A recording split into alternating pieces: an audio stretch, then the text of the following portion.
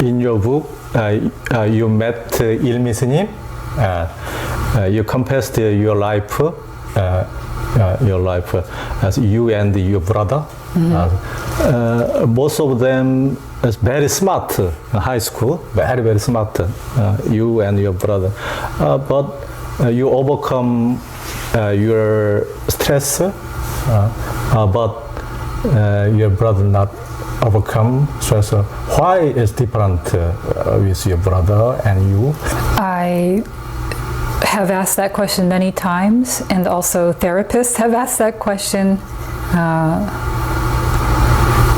I think a couple of things. One is I'm a first child. So first children tend to be a little bit tougher, more resilient. Another is that I did get a lot of meditation training. And so I came into my adult years very well equipped to manage crisis and trauma. But, you know, I didn't get away with having to face my problems.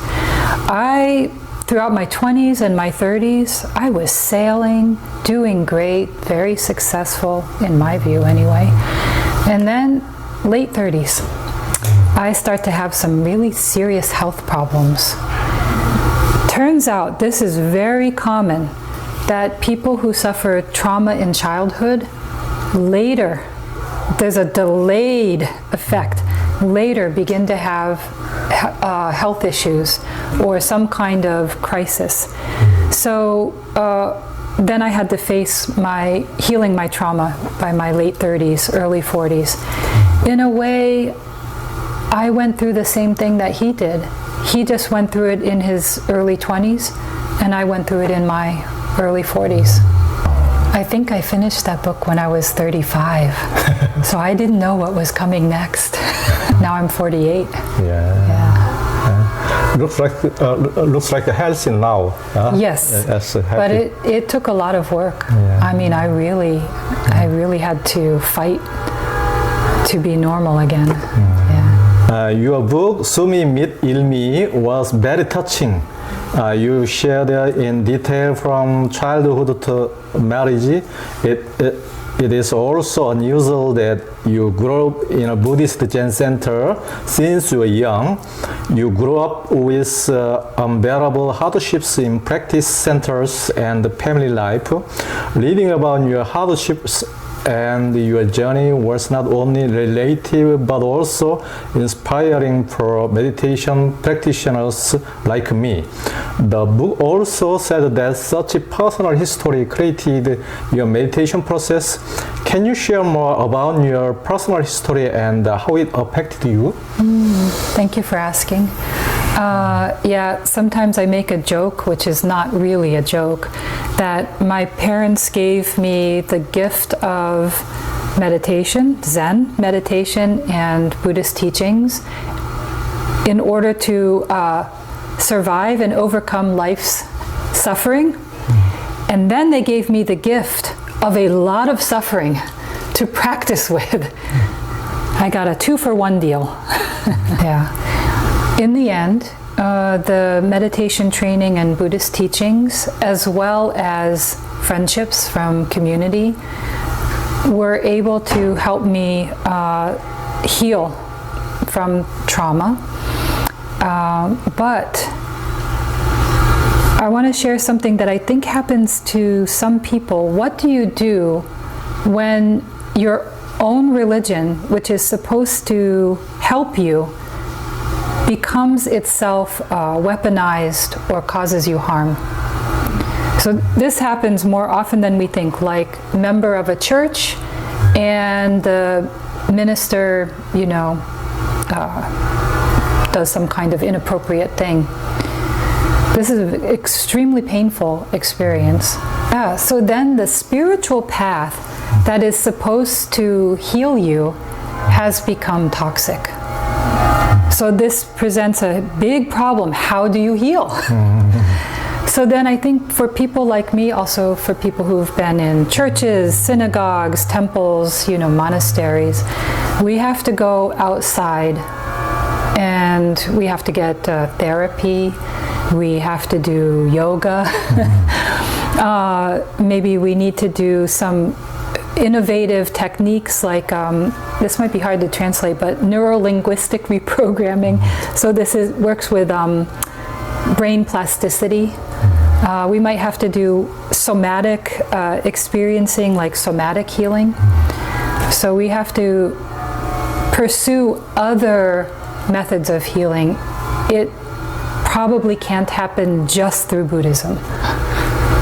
I'm touched that although monk Ilmi wondered a lot when he was a teenager, I was moved by the pace that despite monk Ilmi's teenage wanderings, he became a Buddhist monk and a professor at a university, and that you were hurt by your parents' divorce, then living with your dad and military style family education, but eventually becoming a meditation teacher.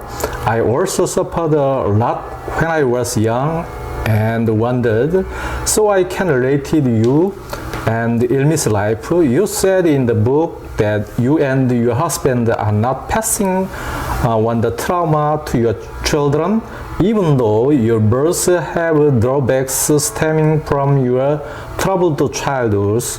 What efforts are needed to prevent back trauma from reaching their children? I'm sorry to hear that you had a difficult past yourself. You know, it's so interesting when Yale students come to me for counseling and they talk about some trauma they have with their parents, and we try to think like, why did their parents, who are my age by the way, why were your parents like that? And then I'll ask them, how about your parents' childhood?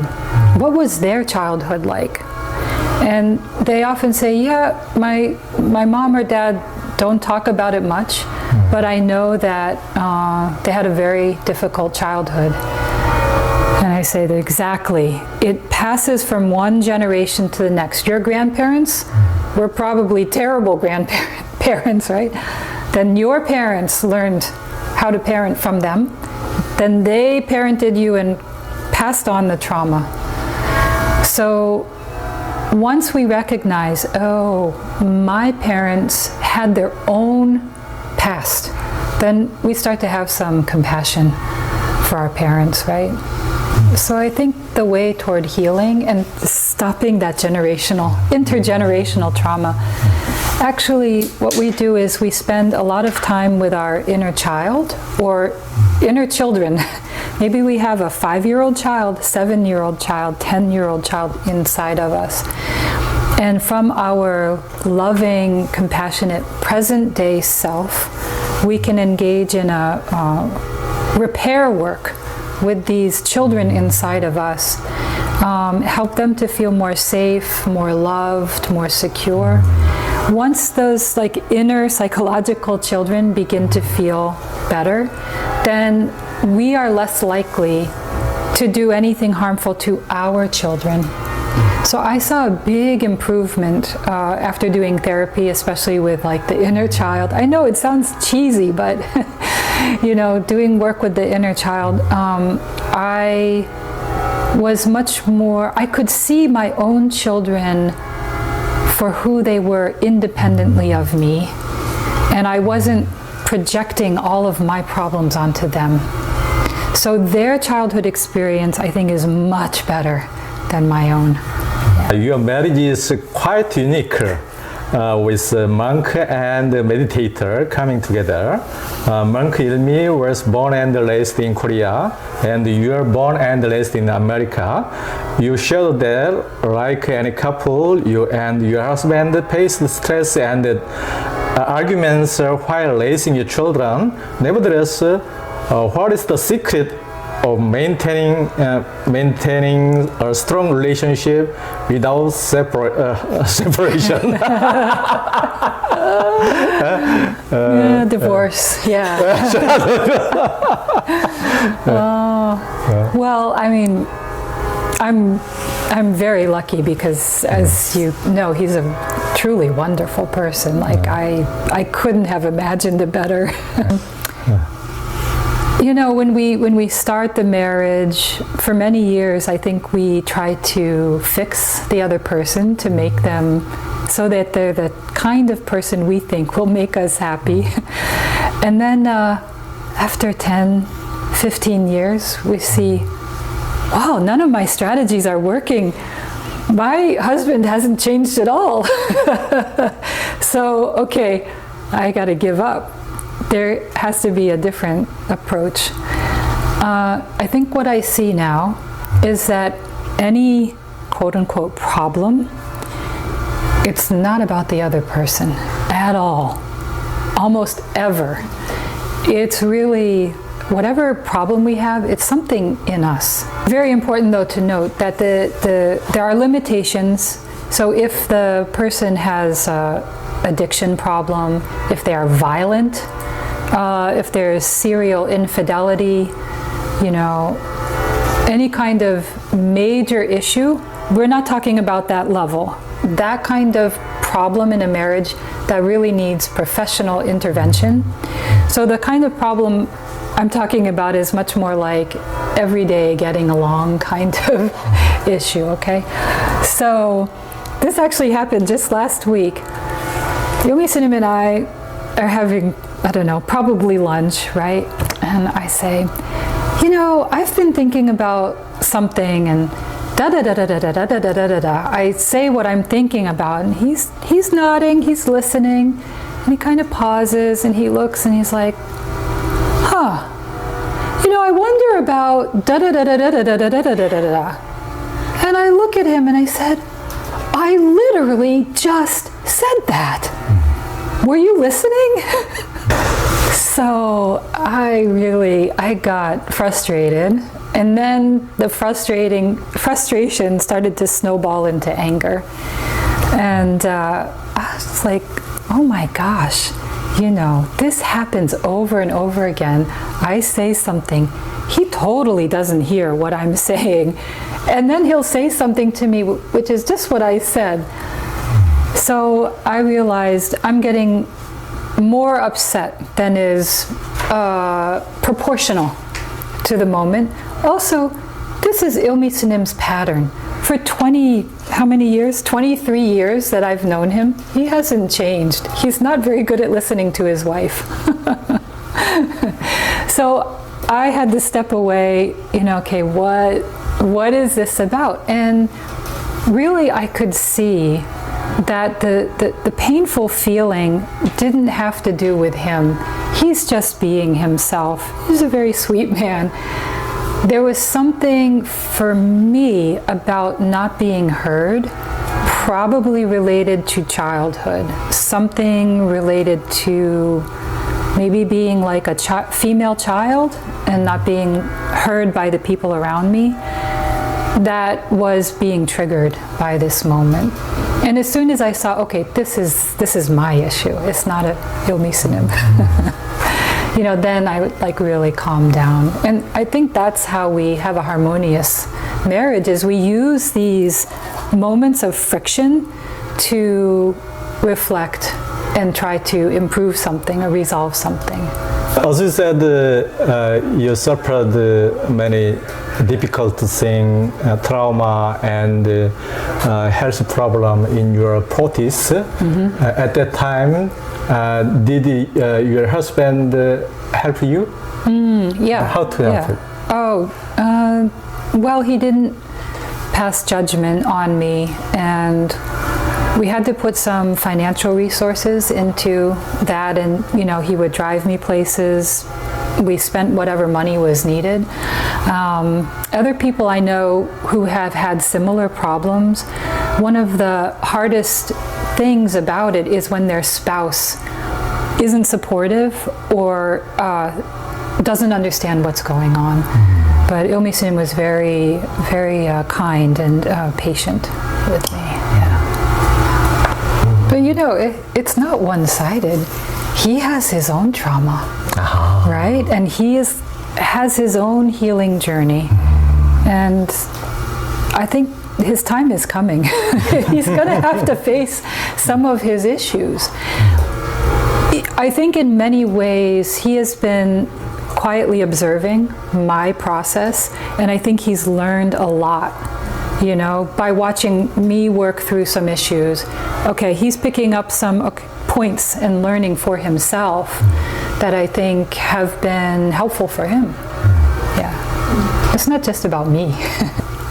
You worked at the Bari Center for Buddhist Studies and so many Buddhist meditation teachers, meditation center staff, and people who came to meditate in the United States. You were disappointed to see that people who have been meditating for decades were acting at much lower level than the average person in real life, and you also viewed most of them as people who need psychotherapy. Is it because people with more psychological problems are drawn to meditation center, or is it because underlying karma does not change easily? My perspective has changed since writing that probably 13 years ago. My colleagues in other religious traditions see the same pattern. So when people are in crisis or have some kind of very painful life event, they will go to a church, to a Buddhist center, to a synagogue, to a mosque, any kind of spiritual center to try to stabilize themselves and to understand what's going on. So it's not just like Buddhist or meditation centers, it's all religious centers. We tend to draw people who are suffering because they are looking for a way to stop the suffering.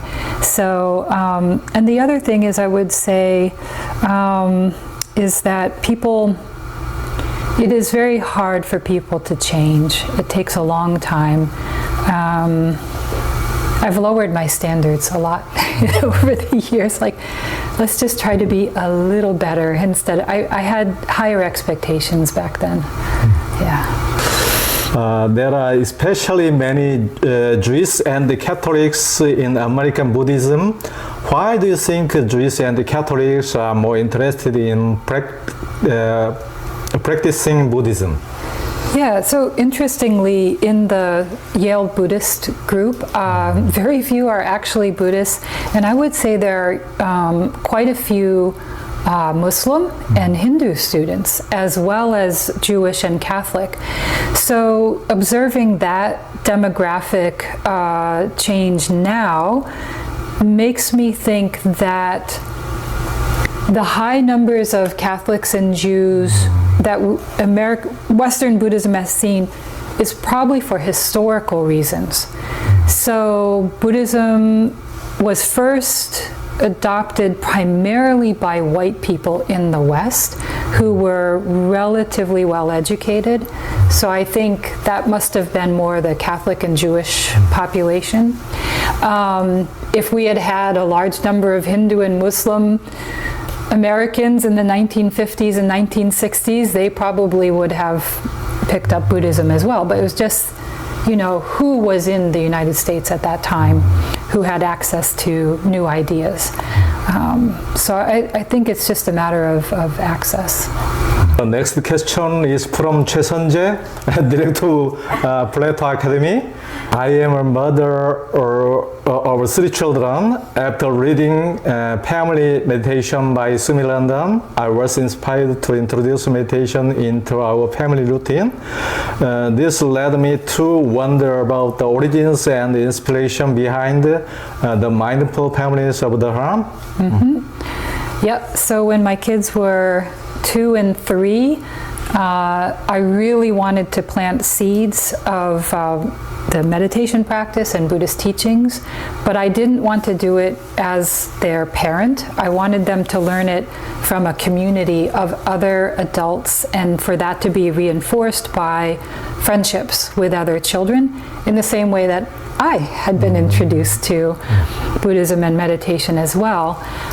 So I created that community for them so that they could learn it and, get it from this, more robust source.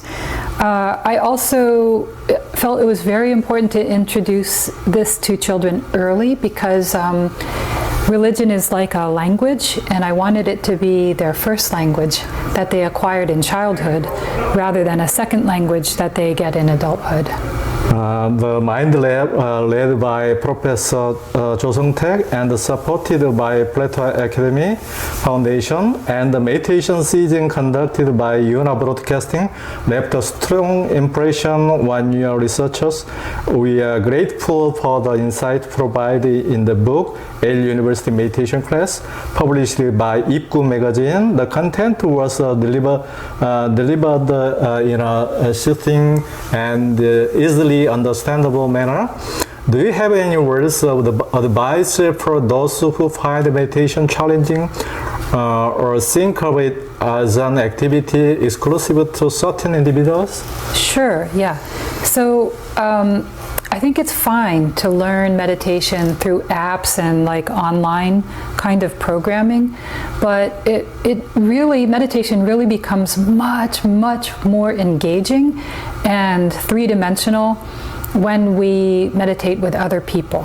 So I always encourage people to find a group. It can even be an online program as long as it's live, not pre-recorded, or to attend an in-person meditation.